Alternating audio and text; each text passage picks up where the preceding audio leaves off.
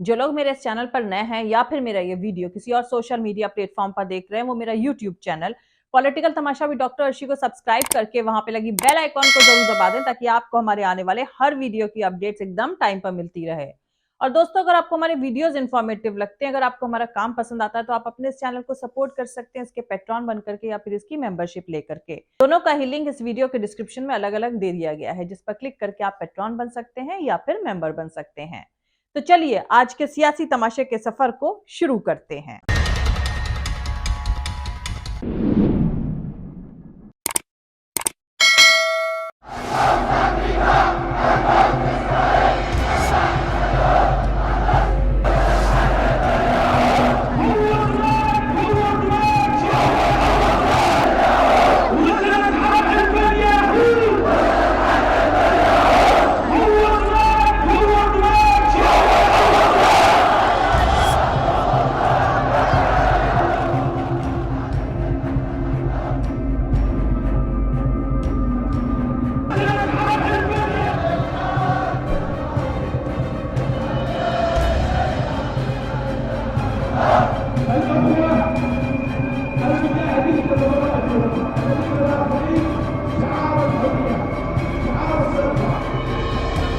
إن العدو الأمريكي والبريطاني يتحمل كامل المسؤولية عن عدوانه الإجرامي بحق شعبنا اليمني।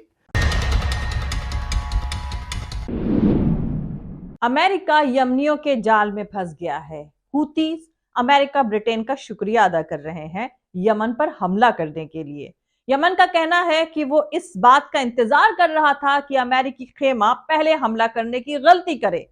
अब तक सिर्फ इजराइल से जुड़े जहाजों को ही निशाना बनाया जा रहा था।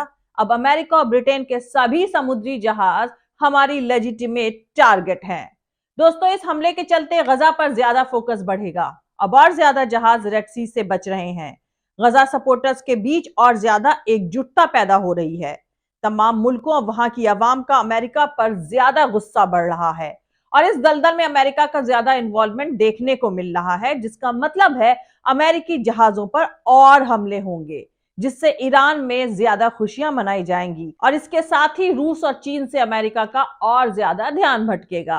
दोस्तों, जानकारों का मानना है कि अमेरिका ने यमन पर बॉम्बबारी करके एक बड़ी गलती कर दी है, क्योंकि यमन में नई जंग यमन तक ही लिमिटेड रहना काफी मुश्किल है। जैसे गजा जंग को लेकर नए भारत के टॉमी चैनलों से लेकर वेस्टर्न प्रोपेगेंडा चैनल्स 4 दिन में जंग खत्म कर देने का ऐलान कर रहे थे, मगर 4 महीने हो गए और एंड नजर नहीं आ रहा है।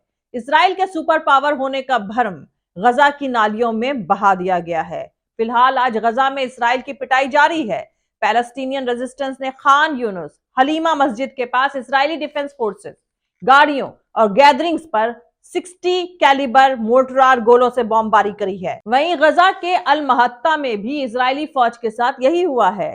वहीं कुछ जानकारों का कैलकुलेशन है कि अमेरिका, इसराइल, ब्रिटेन के तरफ से यमन के खिलाफ ताजा हवाई हमलों से ये बिल्कुल साफ हो गया है कि ये हमले गजा में हमास के हाथों इसराइल की हार से ध्यान हटाने के लिए करे जा रहे हैं।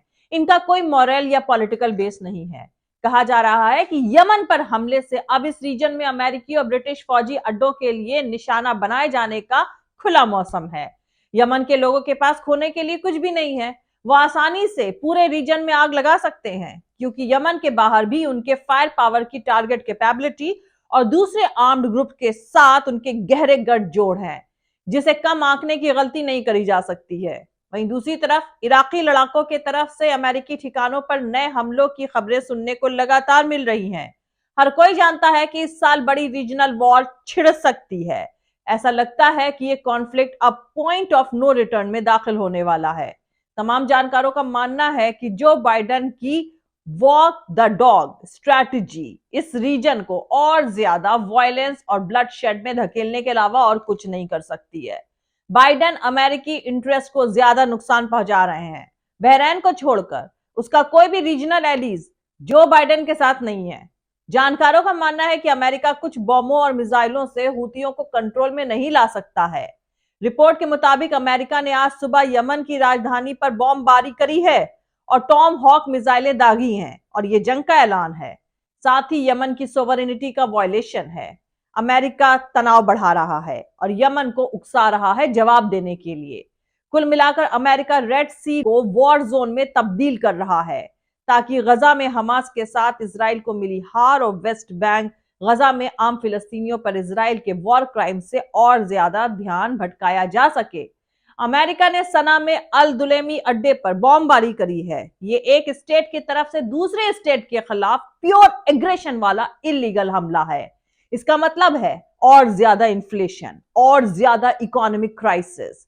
यमन को उसका कोalition अकेले नहीं छोड़ेगा, इसलिए माना जा रहा है कि इराक से उसी कोalition के हिस्से के तौर पर अमेरिका को सख्त जवाब मिलने की उम्मीद है। अमेरिका कोर्स ऑफ एक्शन और रिएक्शन को कंट्रोल नहीं कर सकता है और वो रोकथाम नहीं कर रहा है क्योंकि वो अभी भी अंसारुल्लाह, इराकी रेजिस्टेंस, हमास और हिजबुल्लाह की आइडियोलॉजी और मोटिवेशन को नहीं समझता है। दरअसल इस कोalition पर बॉम्बबारी उन्हें और ज्यादा मोटिवेटेड और प्रोवोक करती है। अमेरिका ने 8 सालों तक यमन पर बॉम्बबारी करी लेकिन कुछ भी हासिल नहीं किया और अब वो ऐसे हालात में फिर से कोशिश कर रहे हैं जहां यमन सिर्फ एक अमेरिकी जहाज को डुबाकर जीत जाएंगे।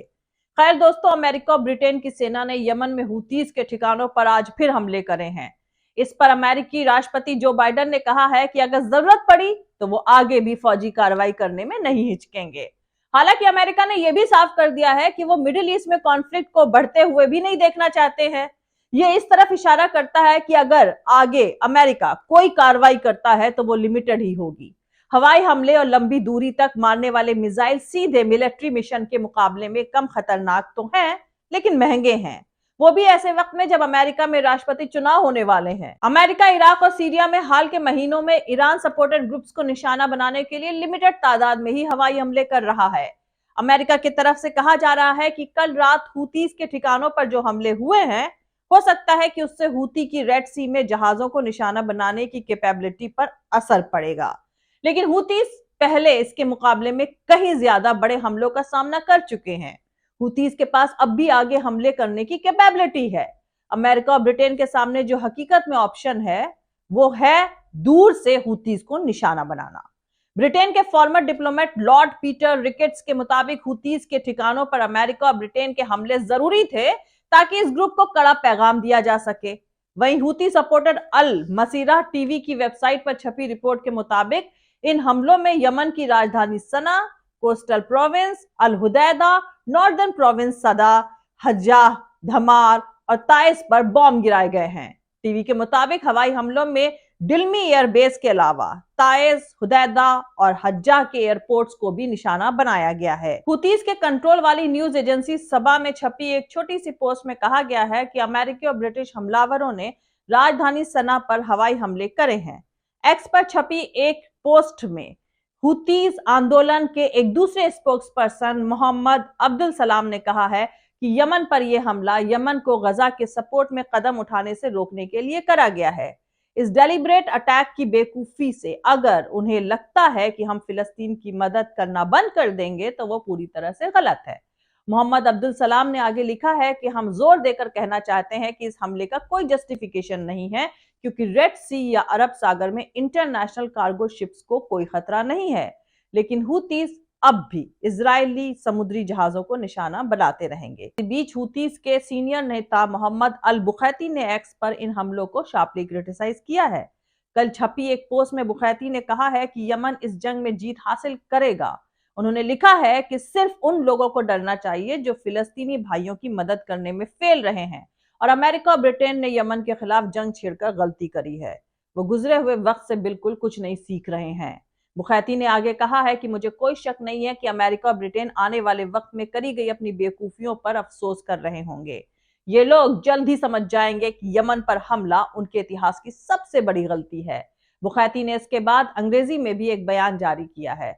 उस बयान में उन्होंने कहा है कि मौजूदा जंग में यह पहचानना मुश्किल नहीं है कि कौन फिलिस्तीनियों के हक में है और कौन नहीं।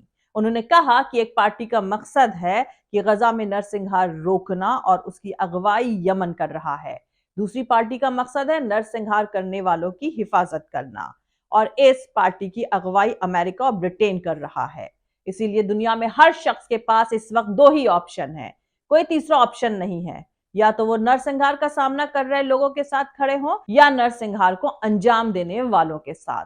आप किस तरफ हैं?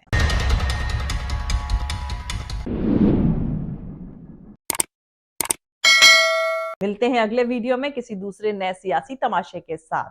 जय हिंद, सत्यमेव जयते, अल्लाह हाफिज। दोस्तों, हमारा पूरा वीडियो और दूसरे और वीडियोस देखने के लिए हमारा YouTube channel political Tamasha with doctor Arshi को सब्सक्राइब करके वहां पे लगी बेल आइकॉन को जरूर दबा दें, ताकि आपको हमारे आने वाले हर वीडियो की अपडेट्स एकदम टाइम पर मिलती रहे। और दोस्तों, अगर आपको हमारे वीडियोस इंफॉर्मेटिव लगते हैं, अगर आपको हमारा काम पसंद आता है, तो आप अपने इस चैनल को सपोर्ट कर सकते हैं इसके पेट्रॉन बन करके या फिर इसकी मेंबरशिप लेकर के। पेट्रॉन बनने का लिंक मैंने इसी वीडियो के डिस्क्रिप्शन में डाल दिया है, जिस पर क्लिक करके आप पेट्रॉन बन सकते हैं। और मेंबरशिप लेने का लिंक भी इसी वीडियो के डिस्क्रिप्शन में अलग से दिया गया है, जिस पर क्लिक करके आप अपने इस चैनल के मेंबर बन सकते हैं। और आप हमें फॉलो भी कर सकते हैं हमारे ट्विटर यानी एक्स और हमारे फेसबुक पेज पर। मेरा ट्विटर हैंडल है @arshi Aziz Khan. Thank you. मिलते हैं अगले वीडियो में।